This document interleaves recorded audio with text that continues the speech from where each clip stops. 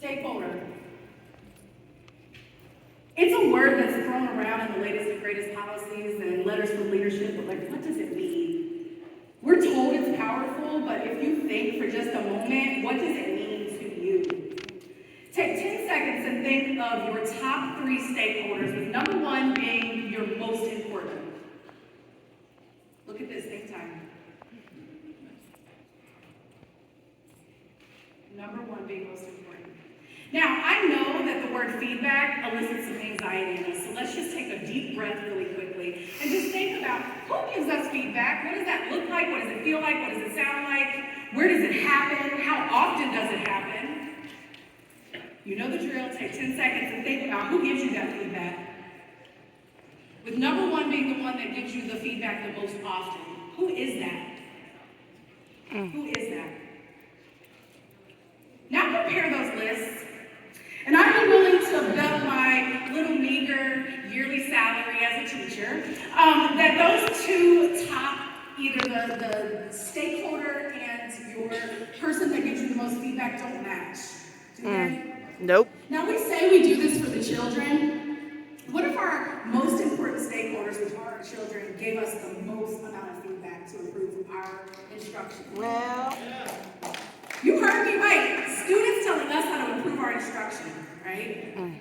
So what if our evaluations depended on what students said and the ways in which we create space for them to grow and become mathematicians?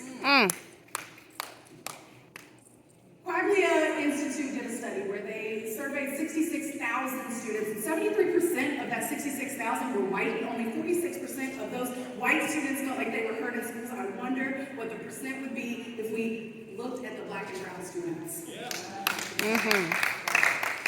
Our hands are absolutely tied when it comes to what we teach. We have standards, we have curricula, we have pacing guides. So why not allow our students to tell us how to teach them and let us tell us what works for them?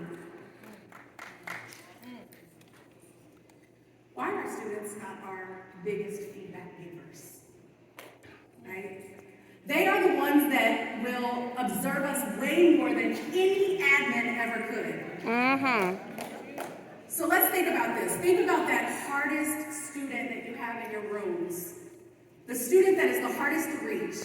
You've used all your tools and tricks that you got from like your pre-service programs and your PDs and your awesome book studies.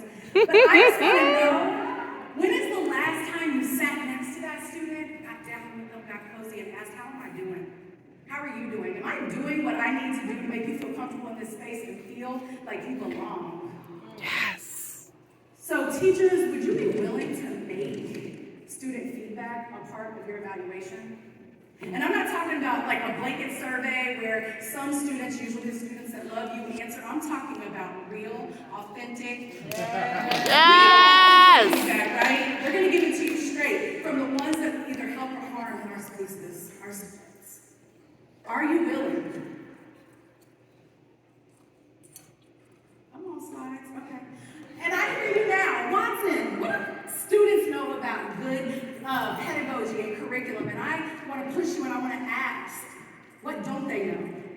When's the last time you've been asked what you like and how to get you engaged and you didn't know the answer? Our students know. And who are we serving, really? So I think about our students as clients, right? And when you walk into a store, great customer service or great teaching attends to the needs of the client or our students every single time. I notice that students are left out. And I wonder why principals and above are the only ones that give us evaluative feedback. And each time that we exclude our students from the quality improvement process, we silence them and we further perpetuate the ideals of whose voices matter in our classrooms. Yes. So I want to push you. Sit down next to your students, ask them, how am I doing? What can I do to make you feel better in this space? What can I do to make you understand that you are a doer of mathematics? I want you to ask openly. I want you to reflect and plan, and then I want you to implement some shit that they told you to do. And